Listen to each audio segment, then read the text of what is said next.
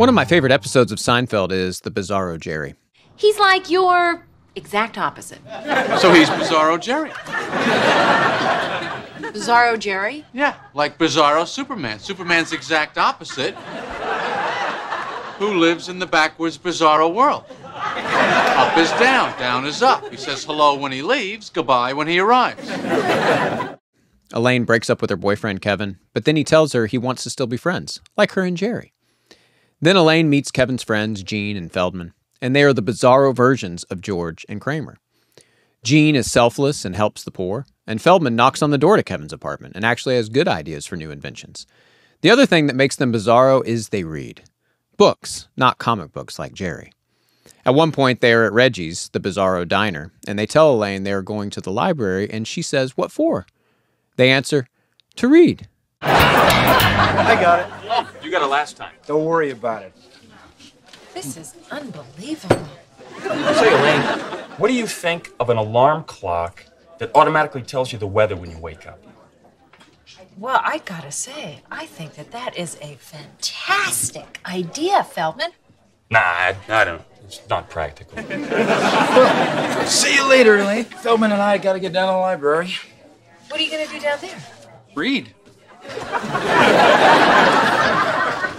It's hilarious and tragic at the same time because there actually was a time in American history when adults who were not in school or college would go to the library to read, to gain knowledge and wisdom. Adults growing daily in wisdom, what a concept. But now the idea of a group of adult men or women going to the library to read is considered strange and ridiculous. This demonstrates well how we truly are a slave to the times we live. Had you or I lived in the late 19th or early 20th century America or England, at night you wouldn't binge watch Netflix or lose your soul watching The Bachelor. You would be reading out loud with friends and family the plays of Shakespeare, Charles Dickens or Jane Austen novels, and of course, the Bible.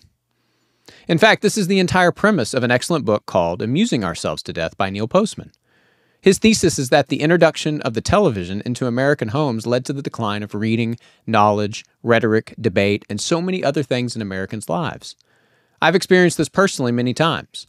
Whenever I have a stack of books anywhere, at Starbucks, at someone's house, in my bag going through the airport, the most common question I get is, "Where do you go to school?" Because what kind of a maniac would read a lot of books in public if they weren't in school? So it's actually us in the late 20th and early 21st century America that are living in the backwards, bizarro world. Up is down, down is up. Reading books for hours every day is weird and stupid, but staring at screens all day, scrolling social media, binge-watching shows, sports events, that's completely normal. As Ray Bradbury prophetically wrote, "You don't have to burn books to destroy a culture. Just get people to stop reading them." Let me give you some tips on how to escape idiocracy by reading more books, the best books, and reading them effectively. First, the why. What exercise is to the body, reading is to the mind. And when I say reading, I mean actually reading books, not comic books, Jerry. Not Facebook posts, tweets, or articles that you can finish in less than 5 minutes. Books. Reading books improves brain connectivity, increases your vocabulary and comprehension, reduces stress and anxiety, helps you sleep better, prevents cognitive decline as you get older. To put it simply, reading makes your life better and longer. What Dr. Samuel Johnson said of writing also applies to reading great books. They enable you to better enjoy life or better to endure it. The famous Greek maxim from Delphi, "Know thyself," is key here. You need the great stories and literature of the past to help guide you throughout your life and its obstacles. All of the most profound questions have already been asked by the ancients, and for many of them, they've given us the answers. Most importantly, the great books will help you answer the question, who are you? Too many go through their entire lives not knowing themselves, where they came from, what they're supposed to do, and where they are going. Reading broadens your imagination. If you read, you can live 1,000 lives. If you don't read, you live only one. As one of the most well-read humans of the 20th century, C.S. Lewis wrote, "In reading great literature, I become 1,000 men and yet remain myself. Like the night sky in the Greek poem, I see with a myriad eyes, but it is still I who see. Here, as in worship, in love, in moral action, and knowing, I transcend myself and am never more myself than when I do." Reading opens your eyes to new ways of seeing the world through thousands of different eyes. General James Mattis said, "If you haven't read hundreds of books, you are functionally illiterate, and you will be incompetent because your personal experiences alone aren't broad enough to sustain you. And I would add, they have to be the right books. You could read 100 of the most popular books of the last 20 years and still remain functionally illiterate. You need to read hundreds of the great books. Reading is a superpower. A superpower is being able to do something the vast majority of humans can't or refuse to do. Most people today don't read. The latest Pew Research says that Americans who do read an average of 4 books a year.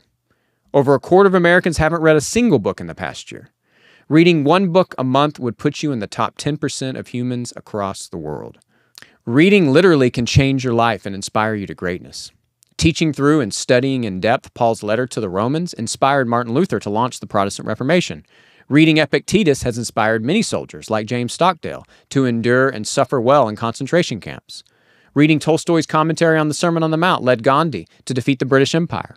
Reading G.K. Chesterton converted C.S. Lewis to Christianity and led Michael Collins to lead a revolution towards Irish independence. The examples of books changing people's lives and launching revolutions are endless. It's dangerous to read the most influential books ever written. Second, the how. Read what you love until you love to read, said Naval Ravikant. I get asked all the time about tips on how to read more books. Here are the best ones I know. First, you need a place and a time. You need to make reading an atomic habit, and setting aside an ideal place and the same time every day will help make it a habit, like brushing your teeth. Hopefully you do that every day. For me, in the morning and sitting in my backyard or in my library is where I've formed the habit. Just start with 30 minutes a day. Everyone can find 30 minutes of focused time early in the morning or late at night. Read for 30 minutes every day for a month and see what you accomplish. You will be amazed. Second, I recommend owning physical books, having a pen or pencil ready at hand to mark them up. You can take notes on Kindle, so that will work, but with screens, you lose the magic of a physical book in your hand. Plus, when all technology and power goes down in our world, all your pretty little pictures of books on your Kindle will be erased. Even in the apocalypse, physical books will survive. Third, read multiple books at once from different genres you're interested in. And if by page 50 or definitely by page 100 you are bored out of your mind, get rid of it. Don't waste time on bad books. Fourth, carry books with you everywhere. Always have some books you are reading in your car, at work, wherever you go. Reading a few pages every time you are in line or in some kind of waiting room will add up over the years. Lastly, audiobooks is the best life hack of the last decade. Don't completely replace physical books with audiobooks, but make audiobooks a part of your daily routine. When I run and go to the gym, I'm listening to audiobooks. When I'm in the car, audiobooks. Reading physical books is the ideal, but audiobooks is an excellent substitute when you can't. Download and subscribe to Audible yesterday. Finally, the what. What should you read?